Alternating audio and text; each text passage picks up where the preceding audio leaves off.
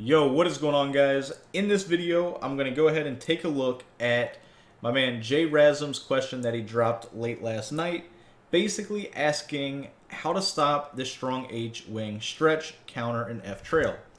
And I'm also going to assume he's going to run dive as well. Apparently, he plays somebody that is in his league that basically runs those four plays the whole game, and he's looking for something to stop it. So, since Jrazzam was the first one to actually ask me a question specifically on how to stop something, obviously I want to go ahead and get this out there for him.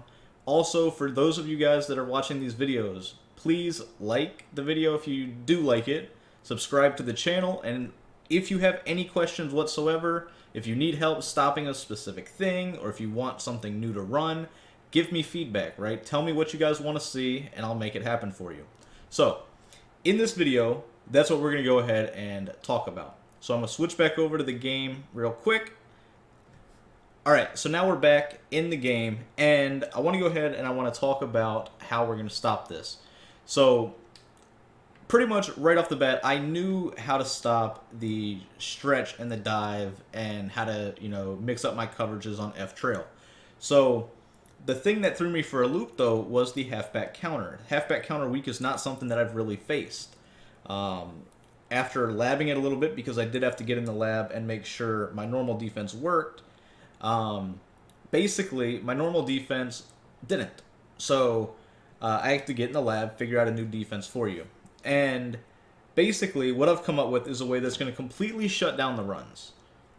It's going to stop halfback counter weak. It's going to obviously stop halfback dive. It's going to stop the halfback stretch, or the stretch alert X lookie. Now, with that being said, F trail is a really good passing play. It's got a bunch of routes that all require manual, coverage, and there's 100 different setups that your opponent could do with this, right? So that you got to basically understand what's going to work on this play and what's not. Now, the angle route by the fullback is a route that's going to get open. You can't man it up. Basically, what you want to do is you want to shade underneath on a vert hook, and that'll do a good job of playing it. Now, with that said, the corner route is pretty much the only route that's on this play that does not work. It's not going to get open against basically anything unless they have a route count. Now, with that being said, it will get open against a cover 2. So if you run a lot of cover 2, you pretty much can't, because then you're going to get abused by the corner route. You've got the drag, you've got the angle route, you've got the backside post. Your opponent could do a flat wheel combination. It just, in general, if you are facing a good passer when they are using this F trail play, I would just completely avoid cover 2, because what that's going to do is it's going to negate that tight end route. That tight end route will knock it open against cover 3. Basically, they're either going to have to block him, streak him, or put him on some other route. My guess would maybe be a delay fade if they have a mobile quarterback. But that's the play, right? So you have to know what you are dealing with in terms of the play. So you got to pay attention to the fullback's angle route, because that's a quick little dot they can hit. The backside post route is honestly the route most people are trying to hit. And then the other thing that I guess you would see is you see people do the flat wheel combination.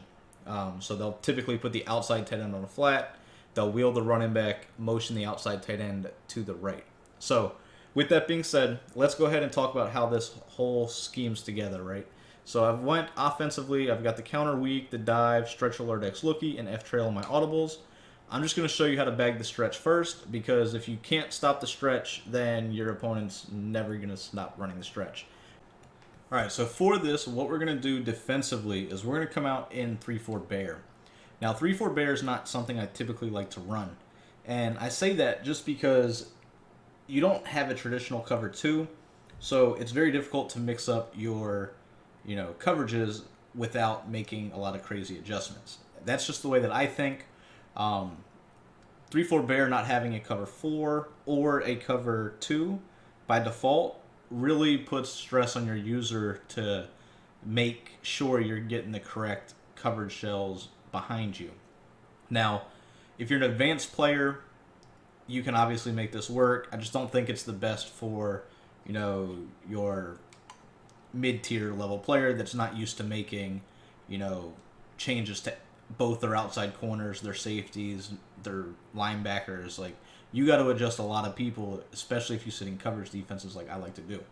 So, with that being said, right, we are going to talk about how to bag the run first. And bagging the run is very easy out of this set because you can basically get two people shooting free against the stretch. You get somebody shooting in against the counter. You get a lot of great pressure. Nobody really shoots in, although there's really still nowhere to go.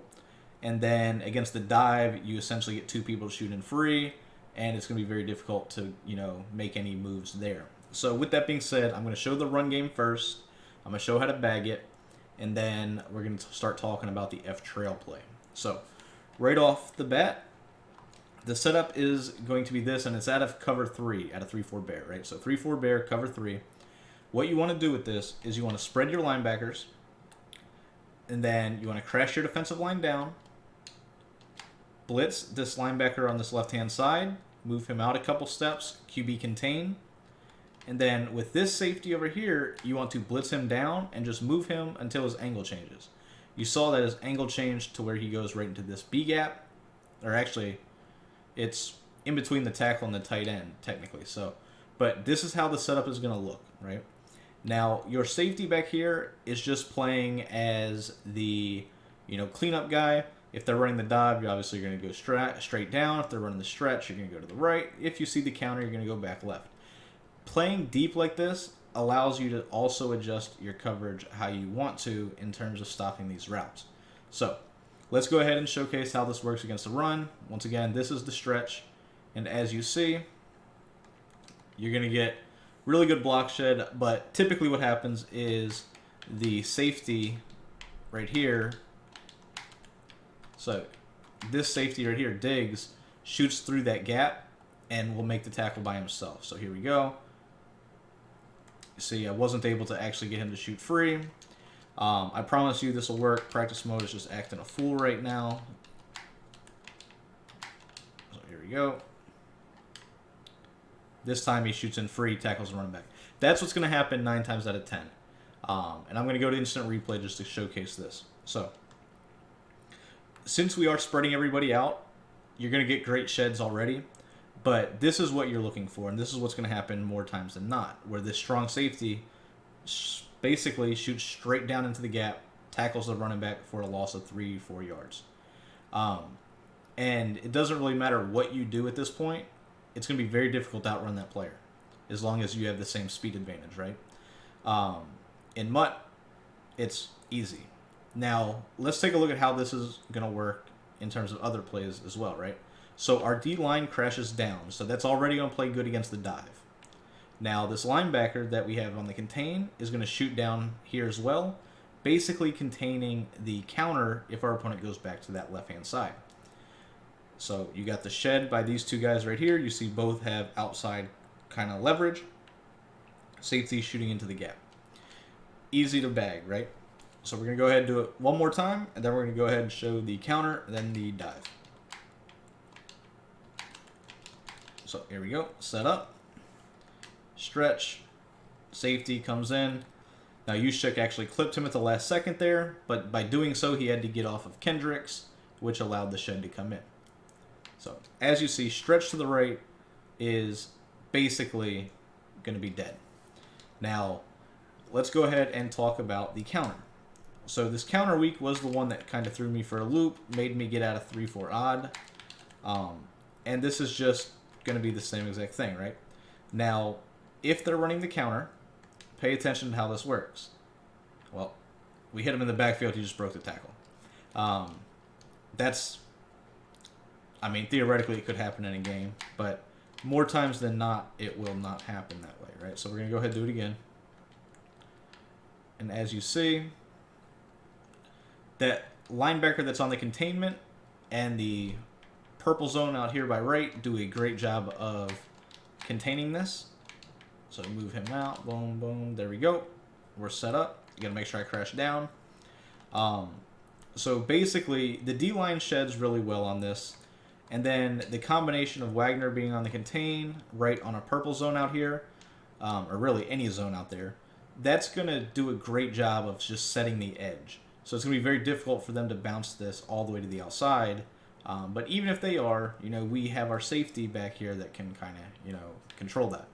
So as you see right here, boom, it's all bottled up. Now, I don't know why Tevin Coleman keeps just breaking Ziggy's ankles, but that's here nor there.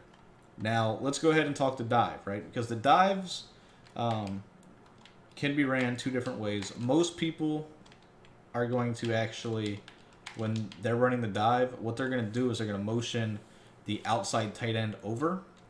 And I'll show you that next. But I just want to talk about it first like this, just in case that's what they decide to do, right? So you see, boom, there's going to be nowhere to go.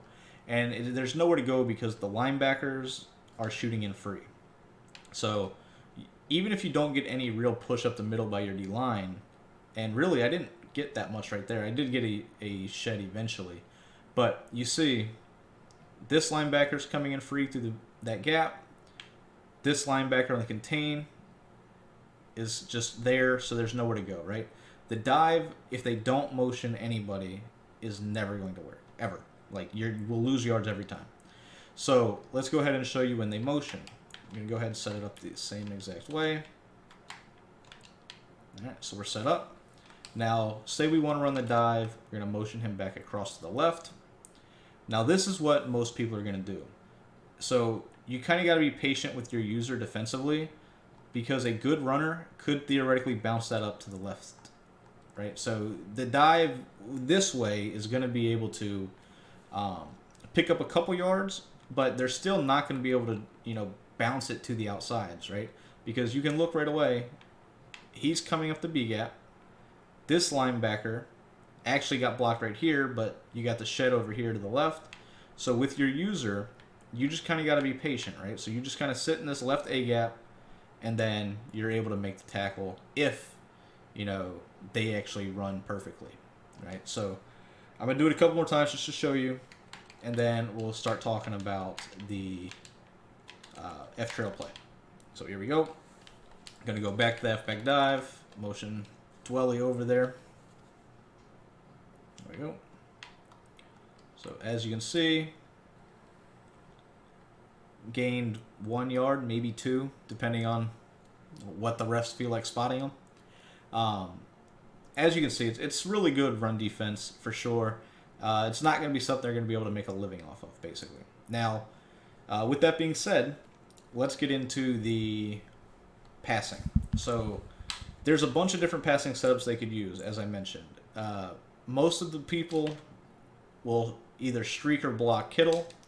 I'm going to go ahead and block him and do a setup like this.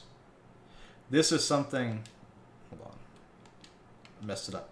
So this is something that you will see a lot of people do. And if they motion this guy out, like so, you'll see that mainly they're looking to hit that route right there. So you just kind of got to pay attention to it, right? So if you're setting it up like this, you're not going to get a ton of pressure on the quarterback, but at the same time, they're going to have to make quick reads, right? So what I like to do is I like to press, and then I like to shade underneath, and then rezone both my outside linebackers. What this does is that hook zone, the hook curl, is going to play underneath, and a lot of the times he will actually play the angle route. And then, as you'll see right here, the purple zone on this left-hand side should do a decent job of stopping this. If you want to completely bag that post, you would put him into a deep half to the inside. And then that way, in combination right here, you should just have everything bagged in terms of the post route. So your user should only at this point have to worry about the running back on the wheel, and you got to be careful though, right? Because if they get enough time, they will be able to hit that post over the deep middle of the field. So what you can do if you are just absolutely hell bent on stopping the pass, take this linebacker right here, Wagner, man him up on the running back, take right, put him into a vert hook, and then this is going to be kind of a little combination between, it's still going to stop the stretch over here on the right-hand side. The counter could work, but it could also get blown up. It's going to be risky. The dive's going to be contained as well. And then now you have basically everything completely bagged, right? So let's go ahead and just show this. I'm going to click off. I'm going to just click onto the DT. So we're going to go ahead and show how this works. So as you can see right here, if you throw that route, the vert hook plays it. And that's what I wanted to showcase that, right? So the shaded underneath hook zone will play that angle route. So no matter when they throw this, it's going to be a pick, right? You can't throw it here, he'll pick it off. You can't let him, throw it. Hell, you can't throw it at all, really. I mean, you see, he's there with one. I was going to say one hand. He's there with one arm to knock it down. But as you can see, that's bagged. The post route right here is bagged. You've got the running back manned up right here, and you can't throw that. So at this point, you can't throw any route on the field. You just kind of got to wait for something to break down. And at that point, it's up to your defensive linemen, your linebackers to, make a shed, right? With all of my coverage defenses, I always like having a power specialist. If you don't have one, I highly recommend you figure out a way to get one. I tell people all the time, power specialist or pass rush elite is your number one priority defensively, and I would give up any defensive player for it. Like, I don't care if it's a manned up corner, I don't care if it is an enforcer safety. First thing I want defensively is a pass rush elite or a power specialist, but a defensive tackle. Because that's going to make all these coverage defenses, as you see right here, just completely bag. Because now they're going to have guaranteed pressure, and we're going to be able to take away all their routes. So just to go ahead and talk through it one more time, right? I'm going to go ahead and show you the setup again, right? So basically, to stop the run, you're spreading your linebackers, crashing the defensive line down. You're going to take this linebacker right here, Wagner, blitz him, put him on a contain. Take Diggs right here, blitz him, move him out to where his angle changes to go to that B gap, or I guess technically the C gap. And then that's it. That's how you're going to stop every run in this set. Now, with that being said, if you have the extra time, you might want to take this outside linebacker, just move him a couple steps out as well. What that does right there is it guarantees that this guy comes in free, guarantees he sets the edge out here on the right-hand side. So they will not be able to run the ball to that right-hand side at all. Now, if your opponent comes out and tries to pass, so let's go ahead and talk the passing adjustments again, right? So if you know for a fact they're going to pass, what you want to do is you want to press, first of all. So you press, outside corner goes into a deep half. Outside linebacker on the left goes into a vert hook. You would shade down. Now at this point, you want to take the outside linebacker on the right, put him into a purple. This linebacker that is blitzing, you would man him up on the running back. So this is how it's going to look. And this will completely bag every passing setup that they have out of this. Now, this could get a little bit tricky if your opponent starts, flipping the run, flipping the formation, all that type of stuff, right? But theoretically, you could just flip your play and do the same adjustments. You just got to get quick with it.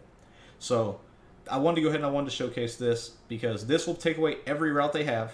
They won't be able to throw the angle route. They won't be able to throw the corner. They won't be able to throw the running back wheel. They won't be able to throw the post. So at this point, the only thing they may be able to throw on you is a drag route.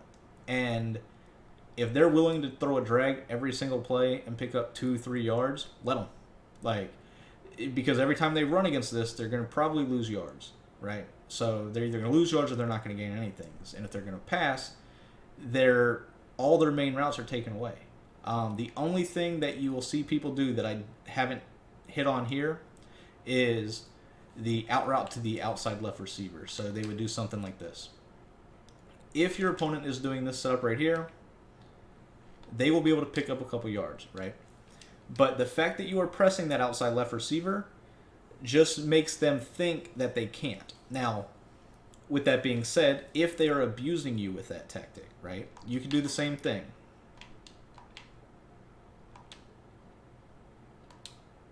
So, once again, we're going to go ahead and spread our linebackers. We're going to press. So we're set up there. So say we go ahead and do this same adjustment right here. If they're constantly hitting you with the out route, you could put this guy into a soft squat. You just got to make sure that he's aligned up over top of him, right? So you could do this, but then you also got to remember if he gets on a streak or the post, now that becomes your responsibility over here, right? So that's, you have to worry, if you make this adjustment, you have to worry about guarding this post route back underneath, over here, or if they're going to try to hit you with a streak. Like I said, there's adjustments that they can make to beat this coverage, but they're going to have to get creative with it. They're not going to be able to call the play stock. They're not going to be able to just do your traditional stuff, right? They're going to have to put 2 streaks on the field to, you know, stress your safety. There's so many different things your opponent's going to have to do that I wanted to go ahead and just give you something that stops the generic pass, takes away the routes, show you how to take them away, and then, you know, at that point it's up to you. But this setup will bag the run, and you're not going to be able to hit your traditional table route, post route, or running back wheel that a lot of people like to do out of this set. So I hope you enjoy. I hope it works. Please give me feedback if it does or doesn't. And if it doesn't, we'll come up with something else, right? Maybe a thing where you record your game and you send it to me and I can watch and see exactly what he's doing. Something along those lines. I may be able to help out a little bit better. But like I said, hope you enjoy. Please make sure everybody that sees this, once again, please like the channel if you have any questions. Like the video, subscribe to the channel. And if you have any questions that you're needing help with, please just let me know. That way I can keep doing these videos, try to help as many people out as I can. So, thank you guys, and I have another video out for you guys tomorrow probably.